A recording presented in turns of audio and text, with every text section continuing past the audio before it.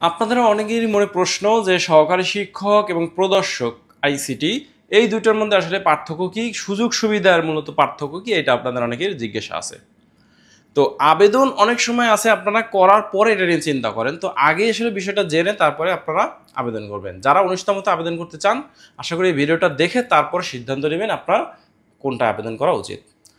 আমরা এইখানে যে দুইটা যে পদ আছে, এই দুইটা পদের কিছু পয়েন্টের উপর বেস করে মূলত আমরা এখানে আপনাকে বলবো যে কোনটার সুযোগ সুবিধা কি।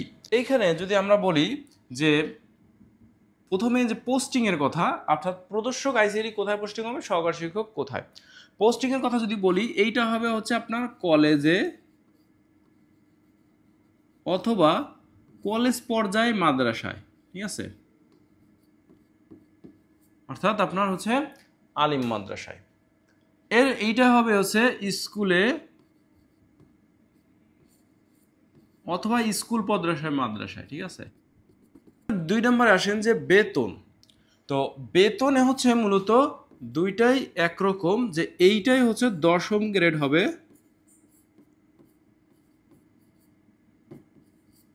এটাও 10ম গ্রেড, অর্থাৎ সেই যে 16,000 এটা 16,000 টাকা, প্লাস আপনার যে বাড়ি ভাড়া এবং চিকিৎসা ভাতা যেটা আছে প্রণোদনা, সেইগুলো এটার সাথে যুক্ত হবে। তবে প্রতিষ্ঠান থেকে আলাদা বেতন দেওয়া হয়, এটা প্রতিষ্ঠানের উপর নির্ভর করবে। কলেজে সাধারণত আয় বেশি থাকে, সেজন্য কলেজে এই যে প্রতিষ্ঠান থেকে যে অংশ দেওয়া হয় সেটা কলেজে অনেক সময় স্কুলের থেকে বেশি হয়। যেহেতু কলেজে ছাত্রছাত্রী তুলনামূলক বেশি থাকে এবং সেখানে ইনকাম বেশি, সেটা তুলনামূলক কলেজে বেশি দেওয়া হয়, একটু স্কুলে কম, শহরের স্কুলগুলোতে বেশি দেওয়া হয়, ঠিক আছে। এরপর যদি আমরা বলি পদোন্নতি, পদোন্নতির কথা যদি আমরা এখানে বলি যে এইটা আসলে আপনার কোনো পদোন্নতি হবে না। এইখানে আপনার প্রদর্শক হিসেবেই থাকতে হবে, এখান থেকে আপনি লেকচারার হওয়ার সুযোগ নাই। আর এইটা যদি বলেন, আপনি স্কুলে প্রধান শিক্ষক আপনি হতে পারবেন, ঠিক আছে, এখান থেকে প্রধান শিক্ষক হতে পারবেন। সহকারী শিক্ষক থেকে সিনিয়র শিক্ষক, তারপরে আপনার সহকারী প্রধান শিক্ষক হওয়া যাবে। তবে মাদ্রাসার ক্ষেত্রে আসলে সুপার হওয়া যায় না, তবে সিনিয়র শিক্ষক আপনি হতে পারবেন, ঠিক আছে। এটা পদোন্নতি নেই, দুইটাই আবার ইনক্রিমেন্ট, যে 5% ইনক্রিমেন্ট আছে সেটা কিন্তু আবার দুইটার ক্ষেত্রেই হবে। এরপর আসে শূন্যপদ। শূন্যপদের কথা যদি বলি, যে বাংলাদেশে প্রদর্শকে শূন্যপদ আগে আমাদের বিবেচনা করতে কতজন নিবন্ধনধারী আছে।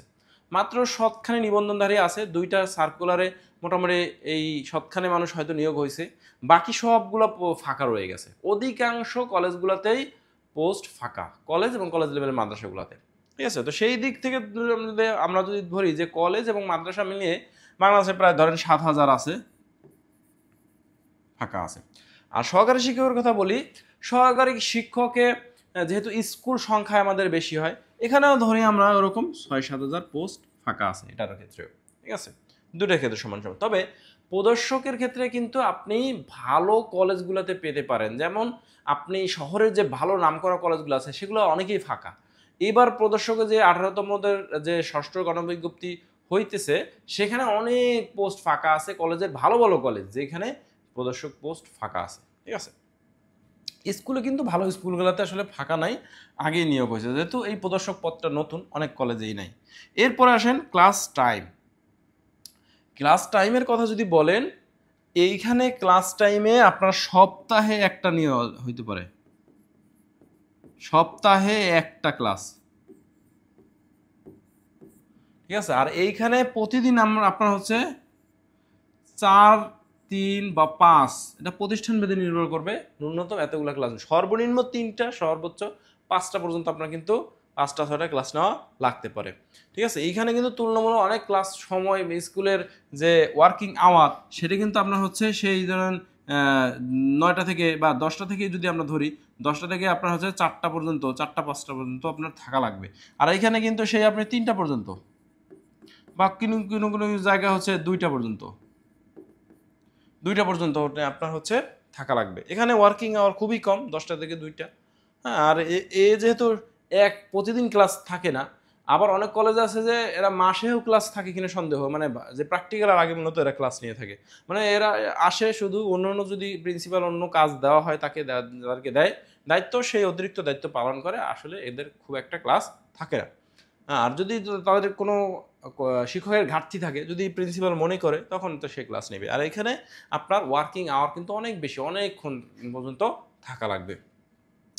এই হচ্ছে মোটামুটি সুযোগ সুবিধা। তবে এখানে একটা জিনিস একটু বলে রাখা ভালো, সেটা হচ্ছে আপনার প্রদর্শকে কিন্তু আপনার হচ্ছে অ্যাটলিস্ট 4 বছরের ডিপ্লোমা আপনার লাগবে, ঠিক আছে? 4 বছর ডিপ্লোমা, হ্যাঁ, বা বিএসসি লাগবে। আর এই সহকারী শিক্ষক কিন্তু এখন পর্যন্ত 1 বছরের যে অ্যাডভান্স ডিপ্লোমা, হ্যাঁ, এটা দিয়েও কিন্তু এই সহকারী শিক্ষকে হইতে পারে, ঠিক আছে, শিক্ষক হইতে পারে। এটা হয়ে আসছে কয়েক বছর থেকে। আর এই প্রদর্শকে কিন্তু এইটার সুযোগ নেই, আপনার অ্যাটলিস্ট 4 বছরের ডিপ্লোমা লাগবে, অথবা আপনি বিএসসি করা লাগবে কম্পিউটার সায়েন্স এবং এগুলোর অন্তর্ভুক্ত। তো দেখেন এইখানে আমি যদি বলি যে প্রদর্শক আসলে সব দিক থেকেই প্রদর্শক কিন্তু আমাদের আগানো আছে। এইটার কথা যদি বলেন, প্রদর্শক কলেজে যেহেতু মানে আপনার থাকা বলার সময় বলা হয় না যে স্ট্যাটাস কলেজে, আর এইখানে যেহেতু দুইটা সমান, তবে এইখানে বেতন কিছুটা হচ্ছে আপনি হয়তোবা বেশি পেতে পারেন ইনিশিয়াল অবস্থা। তবে এখানে আবার যদি আপনি প্রধান শিক্ষক হয়ে যান, তখন কিন্তু আপনার স্কেল বাড়বে, এটার তুলনায় এটার স্কেল তখন হচ্ছে বাড়বে। এটা সেই দিক থেকে মূলত বেশি আগানো থাকবে, ঠিক আছে?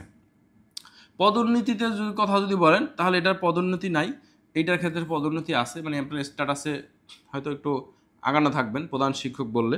শূন্যপদের কথা যদি বলেন, তাহলে এইটা এসে শূন্যপদ 7,000 হইলেও ভালো প্রতিষ্ঠানে চাকরি হওয়ার সম্ভাবনা এইটাই বেশি, এইটা একটু কম সেই তুলনায়। তো এইটা আমি এই দিক থেকে আগায় রাখবো। আর ক্লাস টাইম যদি বলেন, এইটা সুপার আগানো থাকবে, সুপার, মানে আপনি এইটার পাশাপাশি চাইলে অন্য যে কোনো কিছু করতে পারেন, মানে টিউশনি প্রাইভেট পড়াইতে পারবেন।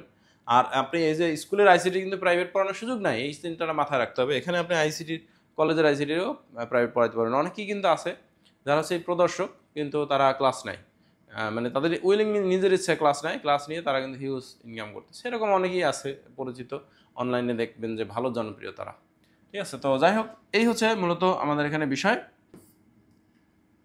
অন্যান্য সুযোগ সুবিধা হচ্ছে আপনি আসলে দুইটাই নিজের বাড়িতে কাছাকাছি থেকে চাকরি করতে পারবেন। নিজের বাড়িতে নিজের বাবা মার সাথে, ফ্যামিলির সাথে সময় এক্সপেন্ড করে আপনি হচ্ছে একটা 10ম গ্রেডে জব পাইলেন। অনেকেই হয়তো ডিপ্লোমা পাশ করে বা 1 বছরের কোর্স করে আসলে ঘুরতেছেন, বা ডিপ্লোমা পাশ অনেকেই আছেন বেকার আছেন, তারা 12,000 টাকা বেতনের আইএসপি চাকরির জন্য দিন রাত্রে ডিউটি করা লাগে, পরিশ্রম করেন, অমানসিক পরিশ্রম আপনারা করেন। কিন্তু আসলে আমি নিজেও আইএসপি বলেন কর্পোরেটে চাকরি করে আসছি, আইএসপিতে করিনি আমি, তো কর্পোরেটে চাকরি করে আসছি, ভালো বেতনে চাকরি করে আসছি। কিন্তু আসলে দিন শেষে কি মানসিক শান্তিটাও অনেক জরুরি, ফ্যামিলিকে সময় দেওয়া অনেক আসলে জরুরি। কিন্তু তো সেই দিক বিবেচনা কিন্তু আসলে শিক্ষকতা আসলে আপনি এই দিকটা অন্তত এগিয়ে থাকবেন। আর ফিনান্সিয়াল যে বিষয়টা, আপনি পাশাপাশি অন্য কিছু করলে কিন্তু আপনি ওই চাকরির তুলনায় আগাই থাকবেন, যেহেতু এখানে একটু সিকিউর জব, ওইটা একটু লেস সিকিউর আইএসপিতে বা অন্য ইয়ের কথা বলি সেগুলোতে।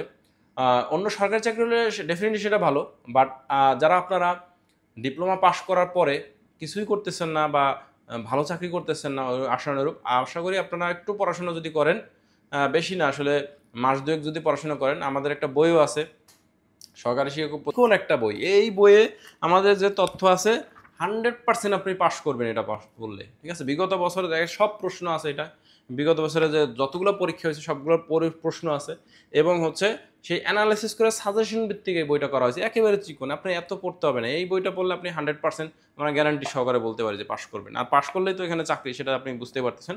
যারা আসলে চাকরি নিয়ে হতাশায় আছেন, একটু প্রিলির জন্য আপনার মনে হয় যে প্রিলি নিয়ে আপনার হয়তো চিন্তা একটু হতে পারে, প্রিলিও যদি 40-এ পাস, কিন্তু আপনি রিটেন নিয়ে কোনো চিন্তার কিছু নাই। যদি আপনি আমাদের এই কোর্সে ভর্তি হন, মাত্র 990 টাকা আমরা কোর্স ফি, একটা ডিসকাউন্ট অফার্স আছে, তো সেটা যদি ভর্তি হন, আসলে আপনারা খুবই ইজিলি একটা জব পেয়ে যাচ্ছেন। অন্য জবের পাশাপাশি এটার প্রিপারেশন নিতে পারেন। বাংলাদেশের যত চাকরি আছে সবচেয়ে সহজ প্রিপারেশন হচ্ছে নিবন্ধন, ঠিক আছে? তো সবাই ভালো থাকবেন, আসসালামু আলাইকুম।